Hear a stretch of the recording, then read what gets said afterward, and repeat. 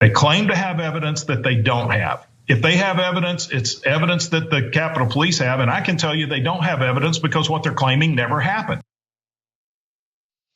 Yeah, so that was GOP Rep Barry Loudermilk, and he's claiming that the January 6th committee has no evidence whatsoever against him about the allegation that he was giving tours to rioters the day before the insurrection. Now, unfortunately for him, well, the January 6th committee has receipts proving otherwise. So let's take a look at some of those receipts. So first off, Nicholas Wu, who happens to cover Congress for Politico, tweeted this.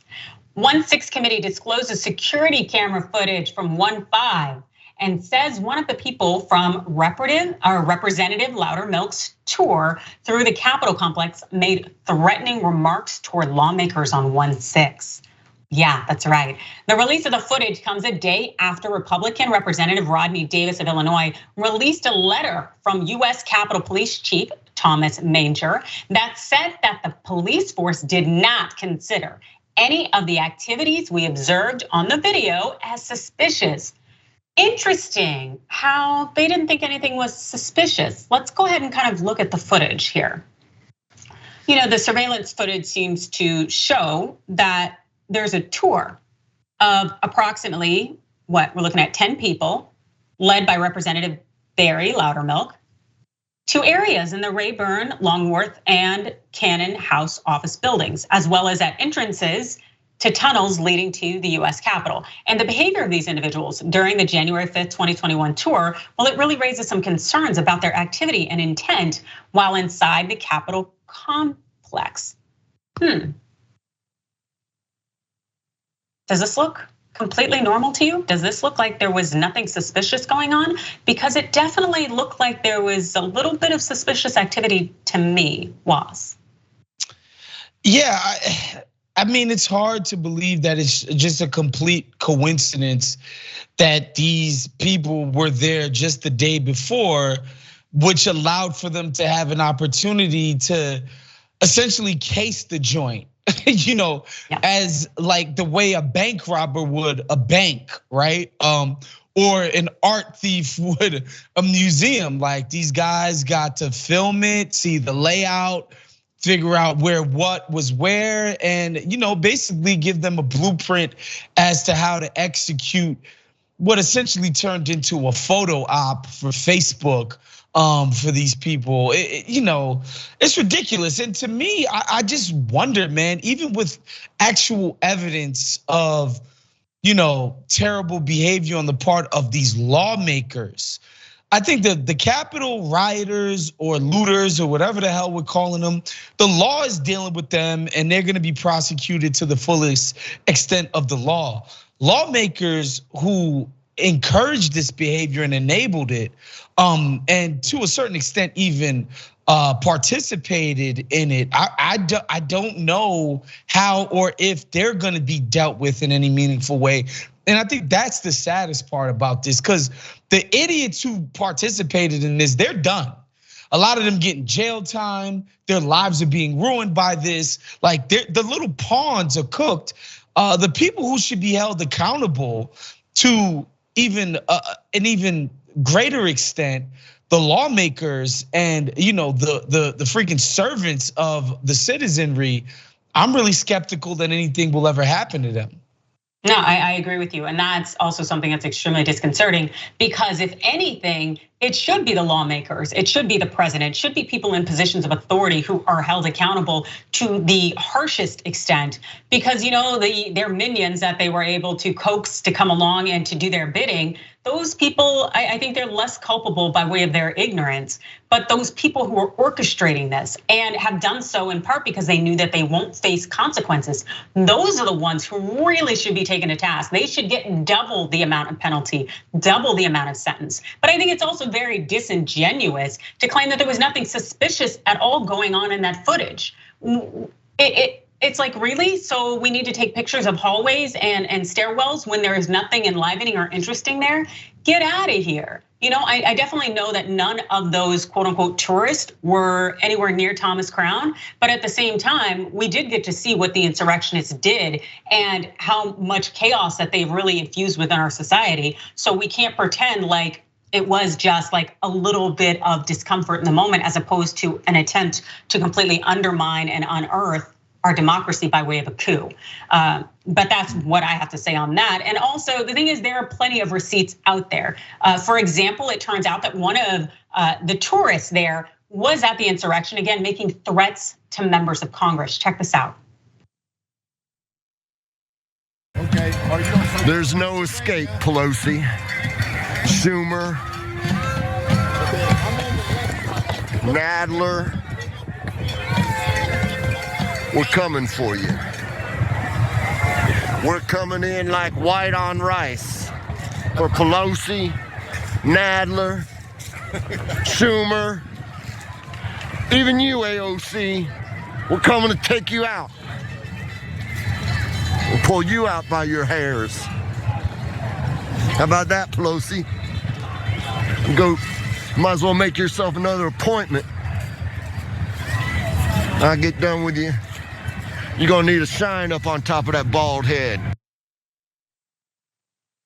Again, this is one of the tourists that was allowed to go in and to take pictures during the tour. And it's so interesting now, of course, because the congressman who was out here in the media streets telling everyone that there is no evidence whatsoever, of course, now that he's been confronted with the actual evidence of the footage of the hallways and of the tour he was hosting, of course, now the congressman is still making excuses. Check out this footage when he was confronted earlier today.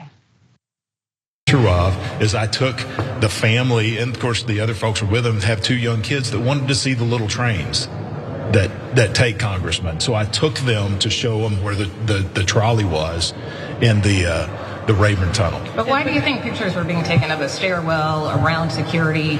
If you go to that stairwell, there's a golden eagle sconce that's on the wall. That's what he was taking a picture of. I mean, these are folks who had never been to Washington, D.C., and they were here to visit their congressman, and they were excited. Why not just speak to the committee and just? Because the committee's never called me and asked me anything. They sent a letter asking for your to who? Cooperation. They never sent it to me. Yeah, that's its excuse. Does this sound rational at all, Wes? Obviously not. This guy's caught red-handed, and of course these guys are at least smart enough not to incriminate themselves on a public platform, but I'm of the mind, I wish these guys had the courage of their convictions. If you really thought this was a steal, if you really thought that the democracy's integrity was at stake, why don't you stand up and say it with your chest, fam? Like, I would love to see this guy own his actions and own all of the dumb stuff that they've said for the past year and change now. Actually, yeah, a year and a half now, damn near, about this election being stolen. So that's the disappointing part. This guy ducking his tail and hiding. Yeah, Loudermilk, it's lie after lie after lie. And I wouldn't be surprised if he is also one of the members of Congress who asked for a pardon in the wake of 1/6. But we definitely know that his excuses, well, they came out to this, as reported by The Insider. In the days after the January 6th attack, Democratic Representative Mickey Sherrill of New Jersey and over 30 of her colleagues sent a letter to Capitol Police asking for an investigation into suspicious behavior and access given to visitors on January 5th. The Congresswoman cited a seeming resemblance between the visitors and the rioters who attacked the complex the following day. And Loudermilk, previously led an ethics complaint against the Democrats who had signed onto Sherrill's letter, believe it or not. For real, he is going the distance to, I'd say, try to cover up his lie, but of course doing a piss poor job of it given modern day technology.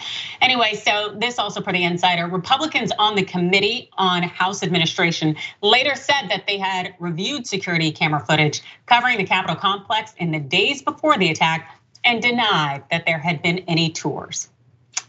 Yep, so just it's lie after lie after lie.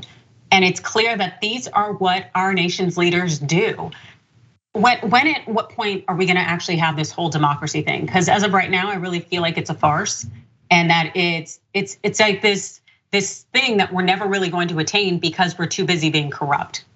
I don't know. What am I missing, Waz? Yeah, it's disheartening, and it's it's a little different, especially in the House of Representatives, where a lot of these cats have been gerrymandered into such safe seats that like there can basically be no challenge to them to unseat them at the ballot box, which is unfortunate. And I think the sort of media environment that people get their news and people get their information from, it's so cluttered. And people get so deluded by some of the crap that comes out of the right wing echo chamber. It's ridiculous. And then of course, it doesn't help, man, when the leaders on quote unquote our side, the Democrats, when they can be one, so feckless, and two, just pretty damn corrupt themselves, man. Like we saw that stuff with Nancy Pelosi the other day, where her husband is putting millions of dollars in the stock market on these tech companies, and she lives in the tech. She basically represents the tech district of the country, of the entire country. When you talk about Silicon Valley, San Francisco area, it's tough, man. When the alternative is like you see some nonsense, corrupt behaviors from them as well.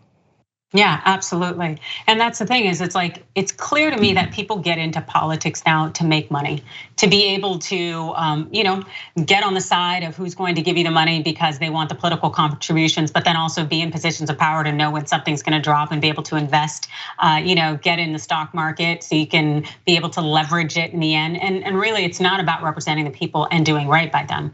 And again, this just reinforces the notion that we really don't have a democracy. We have corruption run rampant, and we're no better than a lot of the countries that we condemn. Yeah, that just definitely seems something very clear and patent to me. It just makes me wonder, will there ever be any change? Will we actually have laws that represent the people, that help us, that reinforce us? Or are we going to continue to push the class divisions, biases, as well as the white male patriarchy and all these systems of oppression that keep us from truly advancing as a country and that aren't gonna end up being our downfall? These things I really don't know and don't necessarily have answers to, but I know that I'm damn sure tired of seeing all of the corruption just be swept under the rug like it's just business as usual. Yeah, it feels almost impossible that any of that change will happen from the folks in Washington. This type of change absolutely needs to come from the ground up, from normal everyday people, because again, like if we're waiting for our overlords to save us, I think we will be waiting for a very long time. That's right.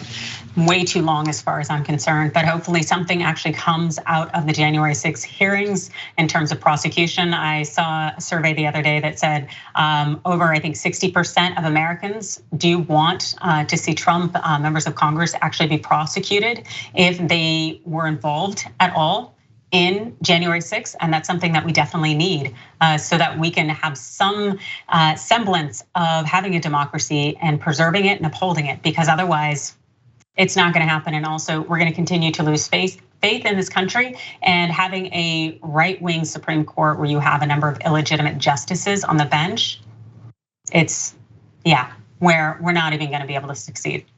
Yeah. Any final thoughts or words, Was, before we head into that bonus territory? No, just thinking about how uplifting that all is. Don't you feel so optimistic about the future of our great nation, Adrian, when you consider the current state of affairs? No, I'm just kidding. It's actually pretty sad and depressing almost at times. But we got to soldier on. We got to keep the fight going. Thanks for watching the Young Turks. We really appreciate it. Another way to show support is through YouTube memberships. You'll get to interact with us more. There's live chat emojis, badges. You've got emojis of me, Anna, John, JR. So those are super fun. But you also get playback of our exclusive member-only shows and specials right after they air.